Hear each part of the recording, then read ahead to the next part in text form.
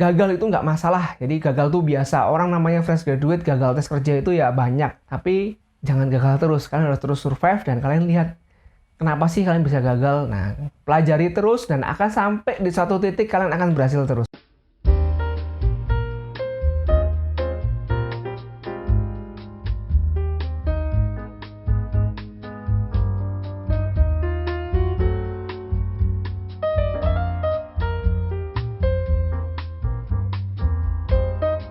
Halo, welcome back to my YouTube channel. Oke, kali ini kita akan ngomongin tentang cerita gagalnya tes kerja. Jadi kalau udah cerita kesuksesan tuh udah biasa. Jadi kalau cerita kegagalan nih kayak jarang ya orang atau konten kreator ya sharing, pengalaman gagal tes kerja gitu. Jadi rata-rata pada cerita sukses. Nah, kali ini saya akan cerita kegagalan tes kerja saya yang menurut saya bangga atau mungkin bersyukur ya kayak gagal tes kerja saat itu. Kenapa? Nah, jadi ceritanya gini nih. Kita mulai dari awal dulu. Tepatnya di tahun 2015, itu adalah sekitar 6 tahun yang lalu, saya lulus atau jadi fresh graduate. Saat itu saya mendaftar salah satu perusahaan energi yang cukup besar, yang berlokasi di Surabaya dan diakuisisi oleh General Electric. Pasti kalian tahu. Nah, saat itu tesnya tuh lumayan lah ya, namanya tes untuk masuk perusahaan energi. Saya daftar di Institut Teknologi 10 November di Surabaya, dan tidak disangka-sangka juga saat itu saya satu-satunya kandidat yang berasal dari universitas. Total yang dipanggil itu 150 orang, satu orang saya dari universitas dan 149 dari institut. Bisa kalian bayangkan pressure-nya seperti apa, dan ya itulah. Tapi nggak masalah, ternyata saya bisa melewatin untuk tahap technical testnya. Saya lolos, habis itu lanjut ke interview HRD, dan interview user. Nah, saat nyampe di interview user, sebenarnya udah dibagi-bagi nih untuk beberapa posisi. Saat itu saya dapat posisi X sebut saja. Nah, di posisi X itu ada 7 orang, 7 atau 8 ya, saya lupa. 7 mungkin, tapi cuma diambil 3 atau 4. Jadi akan ada dibuang setengahnya. Dan kalian tahu nggak yang dibuang siapa? Saya salah satunya. Jadi saat itu saya gagal, itu adalah kegagalan yang menurut saya, wah kok bisa gagal sih, padahal tinggal 7 orang nih. Dan hanya diambil 3 nih, harusnya saya bisa. Ternyata gagal. Jadi kandas tahun 2015, saya nggak berhasil mendapatkan perusahaan itu.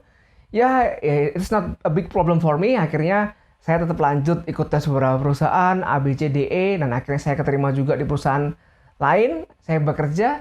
Dan kalian tahu, setelah 1 tahun, di tahun 2016, perusahaan tadi melakukan pemutusan hubungan kerja terhadap karyawan yang kemarin tes bareng saya.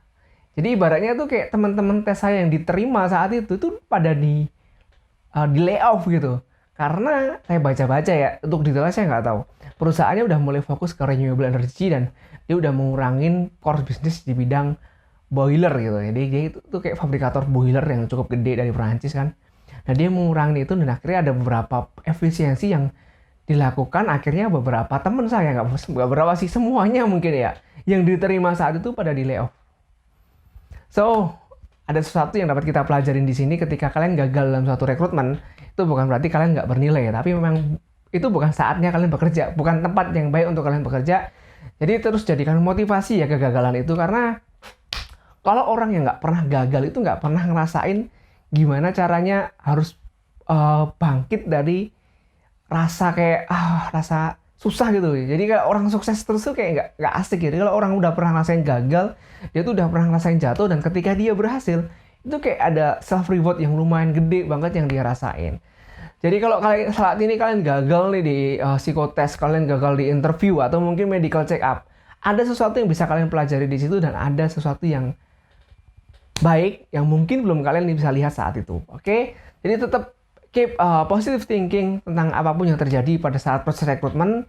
Gagal itu nggak masalah. Jadi gagal tuh biasa. Orang namanya fresh graduate, gagal tes kerja itu ya banyak. Tapi jangan gagal terus. Kalian harus terus survive dan kalian lihat kenapa sih kalian bisa gagal. Nah, pelajari terus dan akan sampai di satu titik kalian akan berhasil terus. Karena itu adalah pengalaman saya pribadi. Saya selalu melihat di mana saya gagal, terus kenapa saya gagal, saya cari tahu, akhirnya saya improve, dan akhirnya setelah itu tinggal nunggu berhasil. Oke, itu sharing dari saya terkait gagal rekrutmen tes kerja. Jadi buat kalian yang gagal tes rekrutmen kerja, don't worry. Mungkin perusahaan itu bukan perusahaan yang terbaik buat kamu saat ini. Tapi suatu saat pasti dapat yang lebih baik juga. Oke, thank you udah mengunjungi channel ini. Dan sampai ketemu di video selanjutnya. Dan jangan lupa untuk klik tombol subscribe dan like biar channel ini terus berkembang dan berikan informasi yang menarik buat kalian. Oke, see you next time.